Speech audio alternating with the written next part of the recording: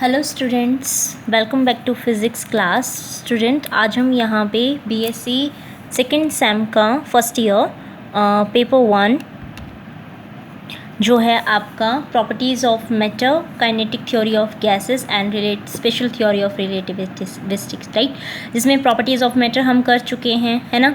Second हम kinetic theory of gases कर रहे हैं, यानी कि हम यूनिट 2 कर रहे हैं बेटा इसके अंदर, ठीक है।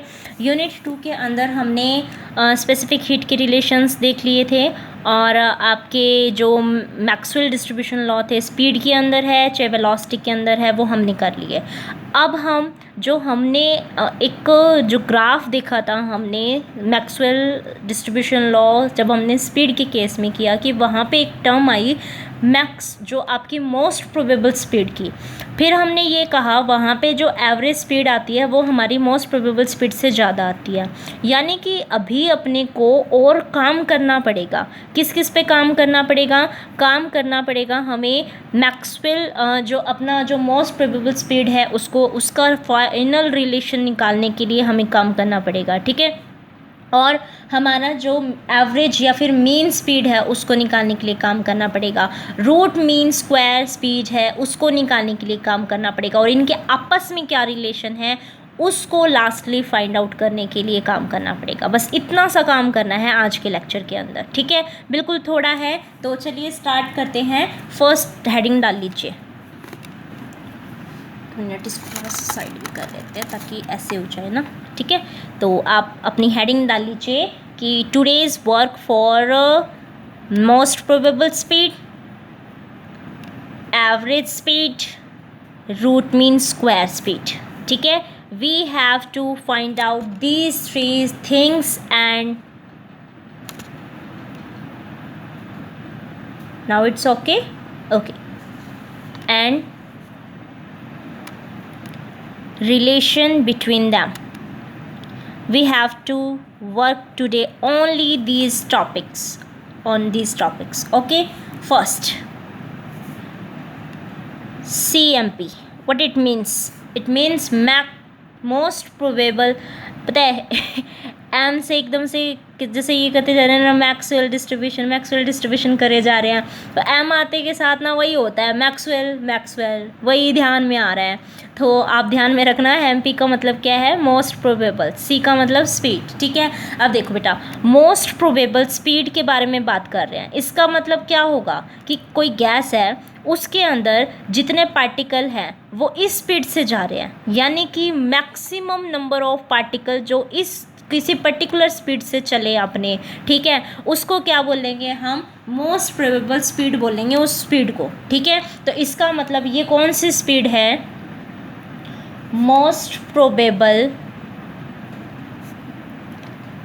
Speed is that speed with which maximum number of molecules are moving in the given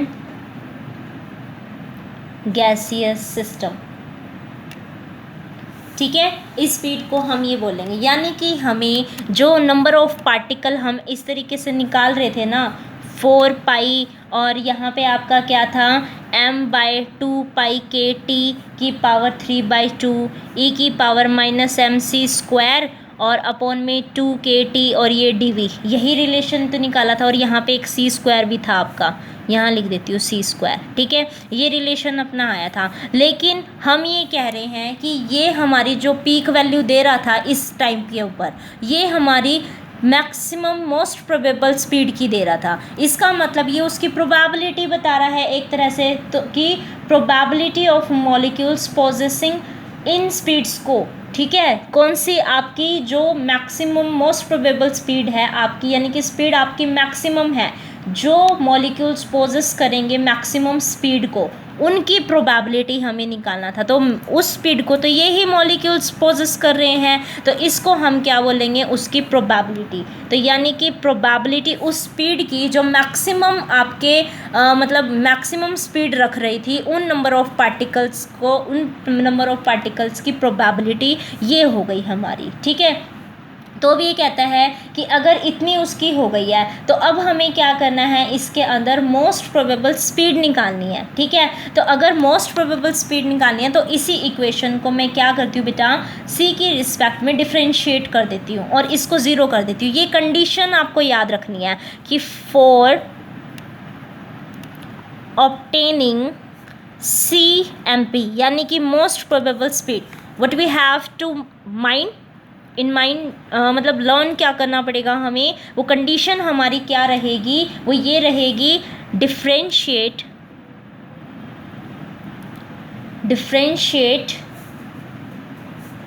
equation first with respect to C and equate it to zero.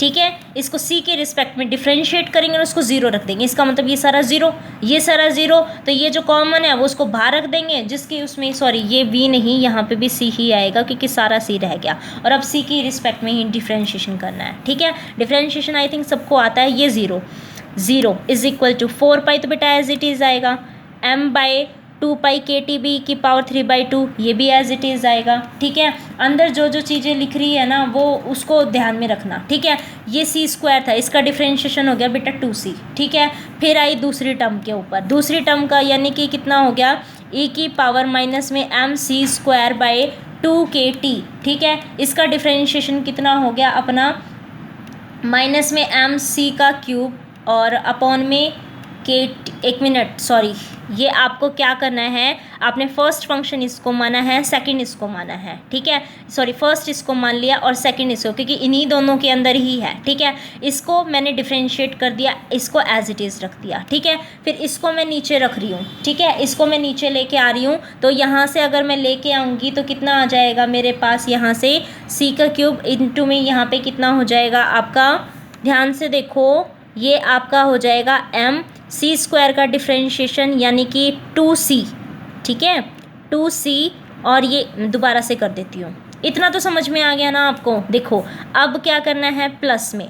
ठीक है, C² एज इट इज़, इसकी टर्म को नीचे उतार के लेके आएंगे, तो यानी कि माइनस के m/2 KT, फिर C² का डिफ्रेंशिएशन उसमें होएगा, यानी कि कितना हो गया 2C। ठीक है, इतना ही होएगा इसका डिफ्रेंशिएशन, तो यही होएगा क्योंकि ये तो कॉमन आ गया, और ये टर्म पूरी एज इट इज़ आएगी, e की पावर माइनस mc²/2 KT।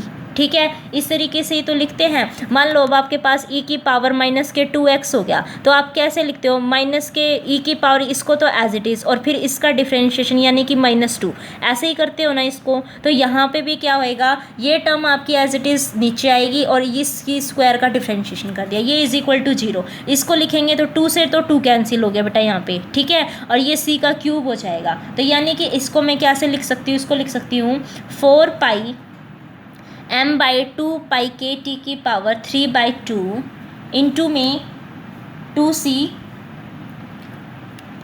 आपका इंटू e की power minus mc²/2 KT minus mc³/2 KT into e की power minus mc²/2 KT is equal to 0। ठीक है, अब यहाँ से जो जो चीज़ें आपकी एक साइड हो सकती हैं उसको एक साइड करने की कोशिश करो। 4 m/2 KT की पावर 3/2। ठीक है बेटा, और क्या, इसमें से दोनों में से C बाहर निकल सकता है, मैंने C ले लिया। e की पावर माइनस m की पावर c²/2 KT, इसमें भी है इसमें भी है, e की पावर माइनस में mc²/2 KT मेरा पूरा ही बाहर आ गया। ठीक है, यहाँ क्या बच गया बेटा, ओनली 2 बचा है, माइनस में यहाँ ये पूरी टर्म में से सिर्फ m, क्योंकि C ही बाहर निकला था तो C² तो रहेगा ही, अपॉन में 2 KT, और ये तो मैंने बाहर ले लिया, इज इक्वल टू 0। अब इसमें से ये सारे टर्म तो उधर उठ के 0 हो गई, अब ये भी टर्म किसके इक्वल है, 0 के। इसका मतलब क्या हुआ कि mc²/2 KT is equal to 2, यही मतलब हुआ। तो इसका मतलब ये किसके इक्वल हो गया बेटा, यहाँ से सॉरी 2 से 2 काट दिया था मैंने, ये 2 से 2 कट गया, ये 2 कट गया, ये 2 कट गया। ठीक है। तो यहाँ से आपके पास mc² is equal to 2kT और m इसके नीचे आ गया, ठीक है। इसका मतलब जो ये स्पीड आई है आपकी, ये किसके इक्वल आई है, √2kT/m, 2kT/m का अंडर रूट हो गया। तो ये जो आपकी स्पीड आई है बेटा, ये कौन सी आ गई है आपकी, मोस्ट प्रोबेबल स्पीड, ठीक है। समझ में आ गया होगा आई थिंक आपको, ये कौन सी स्पीड है, मोस्ट प्रोबेबल स्पीड। तो मोस्ट प्रोबेबल स्पीड आपकी किसके इक्वल आई है, √2kT/m के, करेक्ट है। अब नेक्स्ट क्या निकालना था आपको, एवरेज स्पीड, एवरेज स्पीड जिसको हम सी एवरेज भी बोलते हैं, ठीक है। अभी एवरेज स्पीड कौन सी हो गई, आपको ये लिखना है, ठीक है। एवरेज स्पीड आपकी, एवरेज स्पीड क्या हो गई, जो मतलब सभी मॉलिक्यूल्स गैस की एक साथ ली जाए, जैसे एवरेज निकालते हैं, जैसे आपको मान लो कि 2-3 चीज़ें दे दी, उनका एवरेज निकालना होगा। तो एवरेज कैसे निकालोगे, उन सब का टोटल अपॉन में जितने नंबर ऑफ पार्टिकल्स थे, ऐसे ऐसे ही तो निकालते हो। यानी कि एवरेज स्पीड भी जितनी स्पीड है हर मॉलिक्यूल्स को, उनका एवरेज कर दो। तो यानी कि ये क्या है, it is the average of the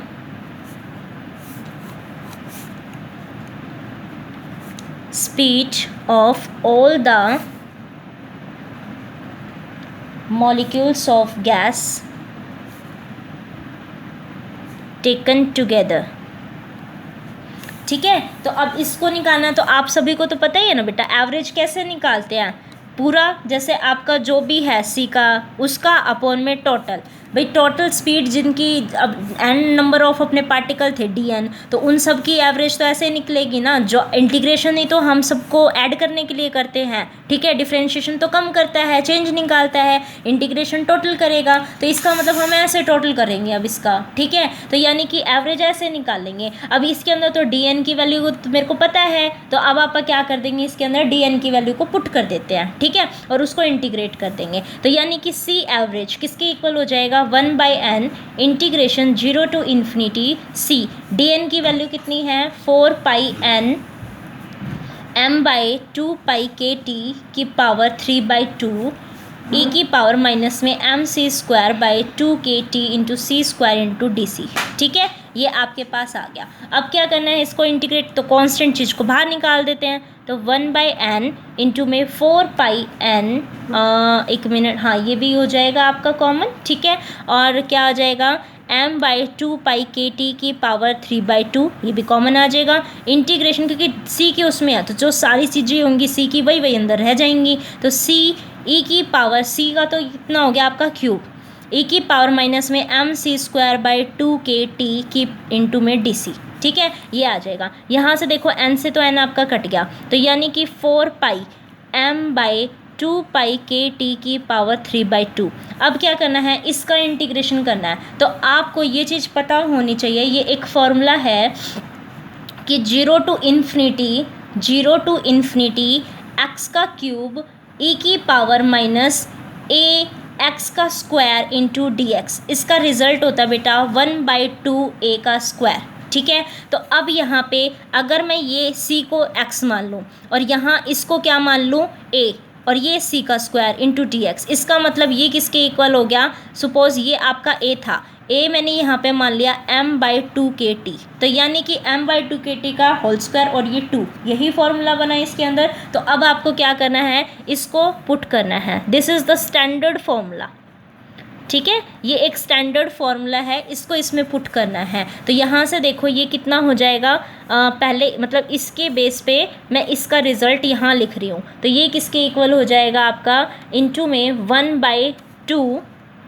और a कितना है अपना m/2kT का होल स्क्वायर, ठीक है, बस इतना ही है। और 2 का स्क्वायर वो करूँगी तो ये तो वैसे भी ऊपर ही चला जाएगा आपका, ठीक है। तो ऊपर जाएगा तो ये 4 हो गया, 4 से 1 काट देंगे तो ये कितना आ जाएगा, 4πm/2πkt की पावर 3/2, और यहाँ से ये कितना आ गया 4k² t² divided by 2m²। ठीक है, इसको काटूंगी तो यहाँ पे से 2 आ जाएगा। ठीक है, अब यहाँ से ये कितना आ जाएगा 4 m/2 kt की पावर 3/2 2k² ठीक है, अब इसके अंदर देखो m² यहाँ है, ऊपर 3/2 है, तो 3/2 माइनस में 2 कर दूंगी। ठीक है, ऐसे ही यहाँ पे kt की पावर 3/2 है नीचे, इसकी भी तो 3/2 ही होगी, और ये ऊपर स्क्वायर में है, तो यानी कि 3/2 माइनस 2 यहाँ हो गया। इन सबको सॉल्व करोगे आप तो आपके पास सी एवरेज का जो रिजल्ट मिलेगा बेटा, सी एवरेज का रिजल्ट वो आएगा √8kt/πm।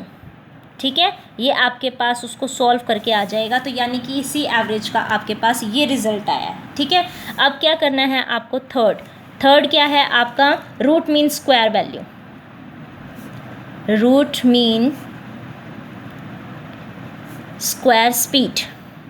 ठीक है, इसका मतलब क्या है, CRMS फाइंड आउट करना है आपको। ठीक है, CRMS आपको फाइंड आउट करना है तो पहले इसको बताना पड़ेगा कि ये होता क्या है। ये क्या होगा आपका, जो आपने एवरेज के उसमें निकाला था ना, उसमें जस्ट जो आपकी स्पीड है उसका स्क्वायर हो जाए। ठीक है, देखो एवरेज यानी कि मीन स्क्वायर स्पीड तो है ही, मीन स्क्वायर स्पीड यानी कि CDN/n, इतना ही मतलब था। अब उसका रूट और उसमें मतलब स्क्वायर रूट उसमें करना है। ठीक है, मीन तो आपका है ही बेटा, मीन स्पीड तो आपकी हो ही रही थी, यानी कि आप मीन से क्या मतलब है, एवरेज स्पीड का क्या मतलब है, इंटीग्रेशन CDN/n, यही तो था। अब मीन स्क्वायर उसमें करनी है, तो यानी कि C² करनी है, बस इतना करना था। तो इसका मतलब ये क्या है, इट इज़ द, यानी कि इसका भी स्क्वायर उसमें कर देंगे एक बार। इस रूट नहीं निकाला, क्योंकि रूट भी निकालना है ना, तो रूट निकालूंगी तो फिर वो गड़बड़ हो जाएगी, तो एक बार ही तो इसको बताती हूँ, लेकिन जब आप लिखेंगे तो ये इसके स्क्वायर उसमें हो जाएगा, जो रिजल्ट आएगा ना वो CRMS का स्क्वायर आएगा, फिर इस पूरे का रिजल्ट का रूट कर देंगे तो वो आ जाएगा। तो square root of average of square of the speeds of all the molecules of that gas, यानी कि जो आपने एवरेज गैस ली हुई है उसमें उसका स्पीड का स्क्वायर कर दो और फिर पूरे का रूट कर दो, तो आपके पास ये आ जाएगा। अगर ऐसे करना है तो मैं उसका रूट बाद में करूँगी, पहले स्क्वायर करके जो पूरी चीज़ है उसको सॉल्व कर लेते हैं। तो 1/n 0 to ∞ C²dn। अब आपको तो dn की वैल्यू पता ही है, तो ये 1/n 0 to ∞ C², dn की वैल्यू को पुट कर देती हूँ, वो कितनी हो जाएगी अपनी dn की वैल्यू 4πn m/2 kt की पावर 3/2 e की पावर माइनस में mc²/2 kt C² × dc, यही बनेगा। जो कटेगा उसको काट देंगे। इसके अंदर से क्या क्या कट रहा है, यहाँ से ध्यान से देखो, n से n कैंसिल आउट हो रहा है, n से n कैंसिल आउट हो रहा है, जिसको बाहर निकाल सकते हो उसको बाहर निकाल लो। ये कितना हो जाएगा आपका 4πm/2 kt की पावर 3/2, ये तो अपना बाहर आ गया। इंटीग्रेशन में क्या क्या रहा बेटा, देखो C² यानी कि C की पावर 4, और क्या क्या आ गया, e की पावर माइनस में mc²/2 kt × dc, बस इतना रहा। इसका मतलब अब एक स्टैंडर्ड इंटीग्रेशन ये भी ध्यान रखना पड़ेगा, x की पावर 4 e की पावर माइनस में ax² dx, इसका रिजल्ट क्या होता है, इसका रिजल्ट होता है 3/8 √π/a की पावर 5। ठीक है, ये रिज़ल्ट होता है, ये स्टैंडर्ड फॉर्मूले है बेटा इंटीग्रेशन, जो आपके एक्सपोनेंशियल और कुछ इसके साथ में जो आपके स्टैंडर्ड इंटीग्रेशन होते हैं ना, उनके रिज़ल्ट है। ठीक है, तो अब एक्सपोनेंशियल तो देखो सॉल्व करने का अब कोई फ़ायदा है नहीं। ठीक है, बाकी आप आइलेट फॉर्मूले से भी इसको सॉल्व कर सकते हो अगर कोई करना चाहे तो इतना टाइम नहीं है अपने पास, आप इसका डायरेक्ट इसको याद रखो। ठीक है, तो अगर इसको करते हैं तो उसकी वैल्यू मैं पुट कर देती हूँ। तो CRMS का स्क्वायर किसके इक्वल हो गया, ये CRMS का स्क्वायर आपका 4πm/2 kt की पावर 3/2, और इसका इंटीग्रेशन का रिजल्ट बस इतना है, तो यानी कि 3/8 √π। a क्या है यहाँ पे, a है अपना बस इतनी चीज़। ठीक है, अगर इतनी चीज़ है तो इसका मतलब m/2 kt की पावर 5।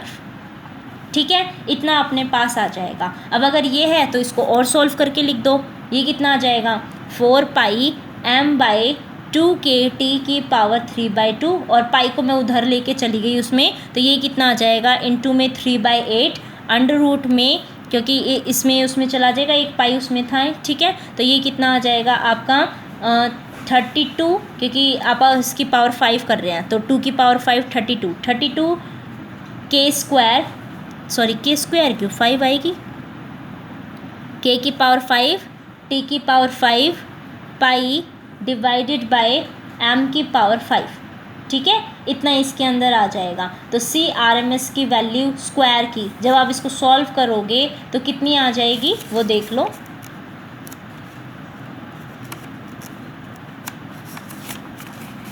लिख लो यहाँ, इसकी गड़बड़ आएगी नहीं तो फिर बाद में, ठीक है, क्योंकि ये पाई तो यहाँ है ही रूट में और इसको हमने फिर सॉल्व नहीं किया, तो 2πkt⁴ 3/2 ये होगी। जब आप इसको सॉल्व करोगे ना, देखो मैं सॉल्व नहीं कर रही हूँ, आपको इसमें सॉल्व करना है सारा का सारा, ठीक है। तो आप सॉल्व करोगे तो CRMS का होल स्क्वायर आपका किसके इक्वल हो गया 3kt/m के, ठीक है, यानी कि CRMS का रिजल्ट है बेटा आपका √3kt/m, क्योंकि उसको सॉल्व करने में बहुत टाइम लग जाएगा, ठीक है। तो आप ये ध्यान में रखोगे। तो अब आपको क्या करना है, रिलेशन फाइंड आउट करना है, किस किस के बीच में, मोस्ट प्रोबेबल स्पीड के बीच में, एवरेज स्पीड के बीच में, RMS के बीच में। तो आप क्या करते हैं, इनकी वैल्यू लिख लेते हैं, ठीक है।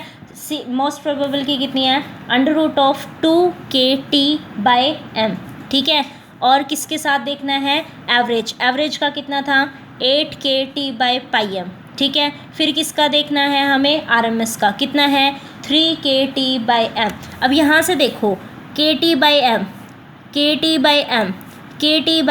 सब में है, तो इसका मतलब क्या हुआ, जब सब में रेशियो में कॉमन होता है तो आप उसको कैंसिल कर देते हैं। तो ये आया √2, ये कितना आया 8/3 और ये कितना आया √3। तो इसका मतलब आपके पास ये रिलेशन आया है यहाँ से। तो वहाँ पे हमने ये कहा था कि जो हमारी मोस्ट प्रोबेबल स्पीड है उससे ज़्यादा मेरा एवरेज स्पीड आता है, आ रही है, ठीक है। तो इसका मतलब यही हो गया। तो आपको यहाँ से ये रिलेशन पता चला कि C मोस्ट प्रोबेबल आपका कम है किससे, आपके C एवरेज से, और C एवरेज किससे कम है, आपका लास्ट वाला कौन सा है √3 की वैल्यू कितनी होती है 1.717, है ना। तो यानी कि इसकी वैल्यू कितनी हो गई CRMS की। तो यानी कि आपको यहाँ से ये रिलेशन पता चल गया कि मोस्ट प्रोबेबल स्पीड सबसे कम, फिर एवरेज, फिर उससे ज़्यादा सबसे ज़्यादा किसकी है आपकी √m² की, ठीक है। तो इन तीनों में से अगर आपको पूछा जाए कि किसकी ज़्यादा होती है तो आप कहोगे √m² की। और ये रेशियो और साथ में ये रेशियो, ये हमेशा आपको पता होना चाहिए,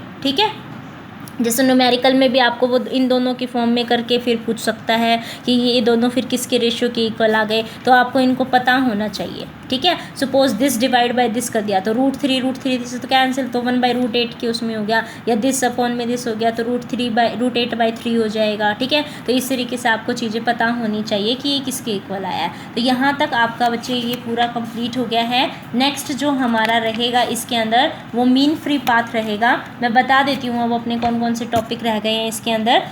देखो आपका फर्स्ट है assumption of kinetic theory of gases, हम कर चुके हैं। Law of equipartition of energy and its application, वो हम कर चुके हैं। Maxwell distribution of speed and velocity derivation आपका रिक्वायर्ड था, वो हम कर चुके हैं। और अच्छा इसमें एक्सपेरिमेंटल वेरिफिकेशन है, ठीक है। तो चलो मैं करवा दूंगी एक्सपेरिमेंटल वेरिफिकेशन भी, लेकिन अभी इतना ही आपका करते हैं। Most probable speed, average speed और RMS स्पीड, ये आपका मैं करवा चुकी हूँ। एक्सपेरिमेंटल आप देख लेना, अगर नहीं होता तो आप कमेंट बॉक्स में कर देना कि आपको करवाना है वो, ठीक है। अगर पढ़ सकते हो तो द बेस्ट है, अगर नहीं कर सकते तो कमेंट बॉक्स में कर देना, आप लिख देना कि मैम वो भी करवा दो, फिर मैं करवा दूँगी, ठीक है। जितने ज़्यादा बच्चों के मैसेज आएंगे कि वो करवाना है आपका एक्सपेरिमेंटल, अगर करवाना है तो लिख देना मैम वो भी करवा दो एक्सपेरिमेंटल वाला, अगर नहीं करवाना तो फिर आप ये भी लिख देना कि मैम वो हम कर लेंगे, ठीक है। दोनों ही केसेस में आपको रिप्लाई करना होगा। उसके बाद आपका अब जो हम करेंगे वो है मीन फ्री पाथ, ठीक है। मीन फ्री पाथ हम करेंगे नेक्स्ट लेक्चर के अंदर। Transport of energy and momentum आपका नेक्स्ट टॉपिक है, ठीक है। फिर उसके बाद डिफ्यूज़न ऑफ गैस है आपका, Brownian motion, real gas, wonder wall. तो एक तरह से ये लगा दो आपका 1 2 3 4 5 टॉपिक और रह गए। 5 टॉपिक्स के बाद आपकी सेकेंड यूनिट पूरी कंप्लीट है, ठीक है। 5 टॉपिक्स के बाद आपकी सेकेंड यूनिट पूरी कंप्लीट है। उसके बाद हम जो करेंगे इसके अंदर वो आपकी थ्योरी ऑफ रिलेटिविटी करेंगे, ठीक है। यहाँ तक आप अपना कंप्लीट कर लीजिएगा। Thank you for watching this video. Thank you.